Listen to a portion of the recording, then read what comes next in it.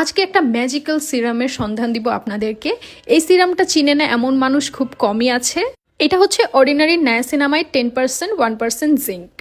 আমার কাছে এটা অর্ডিনারির বেস্ট সিরাম মনে হয় ফেসের জন্য। ইট হেল্পস টু মিনিমাইজ পোর্স, এটা ফেসের ব্রাইটনেস বাড়াবে, মুখে যে কোনো দাগ থাকলে সেটা রিমুভ করতে হেল্প করবে। আর এটাতে জিঙ্ক থাকায় এটা কিন্তু সূর্যের ক্ষতিকর রশ্মি থেকে আপনার ফেসকে প্রোটেক্ট করবে। নায়াসিনামাইড সিরামটা আমি 2 উইকস ধরে আমার স্কিন কেয়ার রুটিনে অ্যাড করেছি। অ্যান্ড ট্রাস্ট মি গাইজ, এটা যে এত ভালো রেজাল্ট দিচ্ছে। ফার্স্ট অফ অল, এটা থিক হওয়ায় একটা খুবই ভালো ময়শ্চারাইজিং ফিল দেয় ফেসের মধ্যে।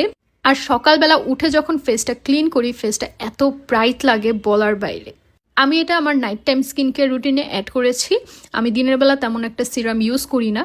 আমার কিন্তু স্কিনে তেমন কোনো প্রবলেম না থাকলেও পোর্সের প্রবলেম আছে, স্পেশালি নোজ এরিয়া আর নোজের সাইড এরিয়াগুলোতে। এটার যদি আমি প্রপার কেয়ার না করি তাহলে কিন্তু ব্ল্যাক হেডস, হোয়াইট হেডসের প্রবলেম হবে।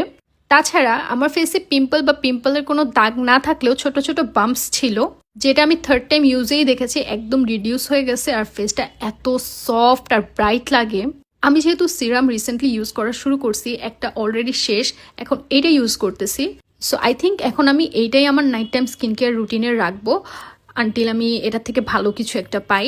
এটা ফেসে অ্যাপ্লাই করার পরে আপনারা ফিল করবেন যে খুবই থিক একটা লেয়ার হয়ে গেছে, ফেসটা একদম ময়শ্চারাইজ লাগতেছে। এটার উপর একটা ময়শ্চারাইজার ইউজ করে ফেললে দেন ড্রাইনেস তো ফেসে একদমই থাকবে না।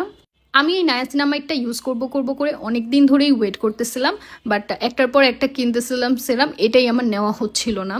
আর এখন এটা ইউজ করে আমি একটাই রিগ্রেট করতেছি যে কেন এটা আমি প্রথমেই আমার স্কিন কেয়ার রুটিনে অ্যাড করলাম না।